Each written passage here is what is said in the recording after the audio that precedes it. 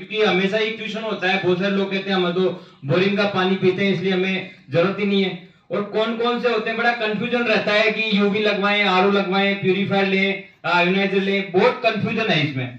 और कौन सा वाटर प्यूरीफायर लगवाएं और लगवाने के फायदे भी हैं या नहीं है, कहीं नुकसान तो नहीं है हमारे को, कोई वाटर प्यूरीफायर हम लगवा लें कल को उससे कोई नुकसान हो जाए। तो पहली चीज मैं आता हूं, पानी की उपलब्धता। दो तरह से हमारे को पानी मिलता है, या तो बोरिंग का मिलेगा या फिर बिसलपुर का पानी, दो ही सोर्स है अपने पास में।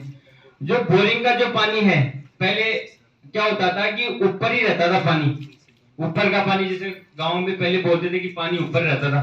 फिर कुएं से लेते थे तो वो पानी क्या मिट्टी से चार्ज होकर के हमको मिल जाता था, तो वो शुद्ध और प्योर रहता था। लेकिन अब क्या हुआ, धीरे धीरे जब कुओं का स्तर बहुत डाउन चला गया तो वो पत्थर को काट के नीचे से पानी आने लग गया। पहले पत्थर, आप देखना कभी बोरिंग कराते तो पत्थर की कटाई भी होती है, तो जब पत्थर के नीचे से पानी आता है वो पथरीला पानी होता है, डेड वाटर होता है, ठहरा हुआ पानी है, डेड वाटर है। ऊपर का पानी चार्ज वाटर होता है, क्योंकि वो बरसात के पानी से धीरे धीरे रिस करके नीचे जाता है मिट्टी से चार्ज होकर के, तो वो पानी जीवित पानी होता था। अंधेरे में सुबह पानी भरते थे, उसका साइंटिफिक रीजन ये था कि वो जीवित पानी होता था। आजकल जो पानी आता है वो पत्थर के नीचे वाला पानी आ रहा है, जिसमें heavy metal, salt, fluoride, hardness, बहुत सारी ऐसी चीजें हैं जो नॉर्मली हम पानी पिएंगे तो हमारे शरीर को नुकसान करेगी।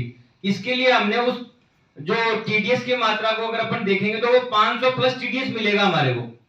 मतलब कोई भी बोरिंग में आप खुदाई करेंगे 500, 1000, 1500, 2000, 3000 तक टीडीएस मिलता है, तो वो हमारे को बहुत ज्यादा नुकसानदायक होता है, इसलिए हम लोग आरओ लगाते हैं। दूसरी चीज है साहब, बिसलपुर का पानी, बरसात का पानी इकट्ठा हो गया, कितने महीने से वहां रखा हुआ है, स्टोर है, वहीं जानवर पानी पी रहे हैं, वहीं पे कबूतर है, ये जानवर है, मर जाते हैं, वहीं पर भी बदबू आती है। वहां से ट्रीटमेंट होकर के वो आया पानी, लेकिन उस पानी को ट्रीटमेंट करने के लिए क्लोरीन डाल रहे हैं, कभी क्या कीड़े मारने के लिए क्या डाल रहे हैं, तो वो पानी कहीं ना कहीं सेफ नहीं है, क्योंकि उसका आर्टिफिशियल इतना ज्यादा हो गया, ट्रीटमेंट इतना ज्यादा हो गया कि वो हम डायरेक्ट अगर पी लेंगे तो हमारे अंदर नुकसान करेगा, क्योंकि केमिकल और अदर चीजें जो ज्यादा हमारे शरीर में जाएगी तो वो नुकसान करेगी, कैंसर का भी कारण बनती है।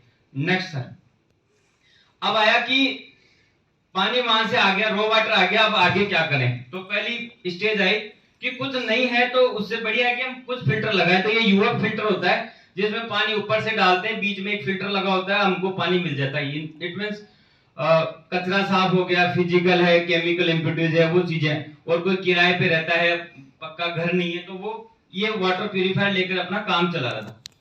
तो फिर क्या हुआ कि भाई ये तो एक छोटी फैमिली के लिए हो गया, लेकिन किसी को रेगुलर ज्यादा पानी चाहिए तो फिर ये अल्ट्रावायलेट लैंप एक्वागार्ड आपने देखा होगा, इसमें 3 स्टेज प्यूरिफिकेशन होता है। पहला sedimentation, physical impurities, chemical impurities और माइक्रोबायोलॉजिकल, 3 स्टेज होती है इसमें। फिजिकल में पहले मिट्टी दूर करेगा, फिर बदबू दूर करेगा, फिर पानी के अंदर से बैक्टीरिया वायरस को दूर करेगा। तो ये वाटर प्यूरिफायर लगवा रहे थे भाई, पहले बिना बिजली वाला हो गया, फिर बिजली वाला हो गया। इसमें भी क्या है कि ये नॉन स्टोरेज है, इसी में आजकल स्टोरेज वाले भी आते हैं, जैसे आदित्यनाथ जी ने भी लगवाया था, तो वो स्टोरेज वाला हो गया। तो ये यूवी प्यूरिफायर हो गया, जहां पर ये इंपॉर्टेंट चीज बता रहा हूं, 500 से कम टीडीएस होता है वहां पे हमें प्यूरिफायर ही लगवाना चाहिए। जहां कम टीडीएस होता है, नहर का पानी होता है, सोल्ट की मात्रा कम है, वहां पे हमको प्यूरिफायर लगाना चाहिए। मींस यूएफ और यूवी लगा सकते हैं।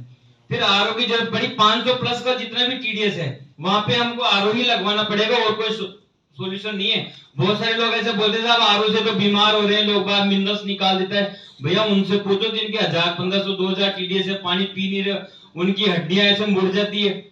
मतलब 50 साल की उम्र में तो आदमी बुढ़ा दिखने लग जाता है, इतना ज्यादा दुष्प्रभाव है पानी के। आप टोंक निवाई साइड में चले जाओ, लोगों की ग्रोथ ही नहीं होती वहां पे, लोगों की हाइट ही छोटी रह जाती है, दुबले पतले रह जाते हैं, क्योंकि वो पानी जो सोल्टी वाटर है उसका बहुत ज्यादा नुकसान होता है।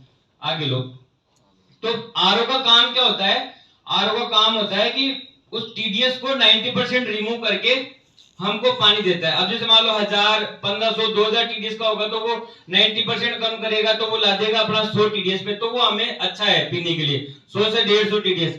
लेकिन अगर कोई किसी के 300 टीडीएस आ रहा है और वहां पे आरओ लगा दिया तो वो 300 पे 30 आ जाएगा, तो वो नुकसानदायक है।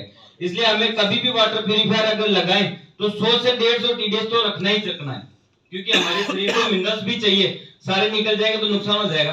तो जो एक बार वापस पीछे लेना, पहले क्या होता था तीनों अलग अलग लगाने लग गए तो कंफ्यूजन हो गया। अब भाई अब इम्प्योरिटीज बढ़ती जा रही है, तो अब क्या करें? तो पहले यूएफ ले लिया, फिर यूवी ले लिया, फिर आरओ ले लिया, तो बार बार इनका टंटा खत्म करने के लिए आगे चलना, फिर ये एक ही चीज आ गई, मतलब सारी चीजें एक में आ गई, यानी कि आरओ भी आ गया, इसमें यूवी भी आ गया, यूएफ भी आ गया, टीडीएस कंट्रोलर भी आ गया, एल्कलाइन भी आ गया, कॉपर भी आ गया। इन दो चीजों को छोड़ो एक बार, ये चारों चीजें एक ही मशीन में आ गई, से बार बार आपको मशीन नहीं बदलनी पड़ेगी, एक ही मशीन से काम हो गया।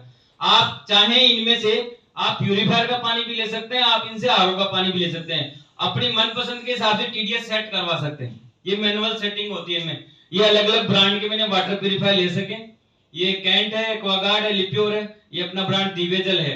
ये अल्कलाइन और कॉपर कार्ट्रिज का सिस्टम हो रहा है। अल्कलाइन का मैं और चीज समझा देता हूं, कॉपर का, पत्थर की गोलियां होती है, उनमें केमिकल से वो कोटेड होती है, तो जब आरओ, यूवी, यूएफ और टीडीएस कंट्रोल के बाद में जब पानी निकलता है, तो वो अल्कलाइन उससे घुल करके पानी आगे निकलता है, तो वो पानी का पीएच बढ़ जाता है। तो कई बार आपने देखा होगा, यार आयोनाइजर तो इतना महंगा दे रहे हो आप, और वो अल्कलाइन तो आरओ के साथ में आ रहा है, सस्ता आ रहा है, लेकिन वो एक्चुअली में वो केमिकल घुल घुल के आ रहा है, तो वो 2000 लीटर तक वो आता रहेगा। उसके बाद में जैसे वो घुलना बंद हो जाएगा, तो फिर वो कार्ट्रिज चेंज करनी पड़ेगी।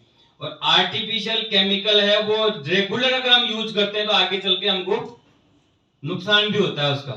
तो ये अल्कलाइन और कॉपर, थोड़ा आगे लो। फिर क्या हुआ कि अल्कलाइन वाटर जो आयोनाइजर है, इसकी जरूरत क्यों पड़ी? हमारा जो नॉर्मल जो पीएच होता है वो ये है, लेकिन हमारा जो खान पान है, 80% जो फूड है हमारा वो एसिडिक है, और हम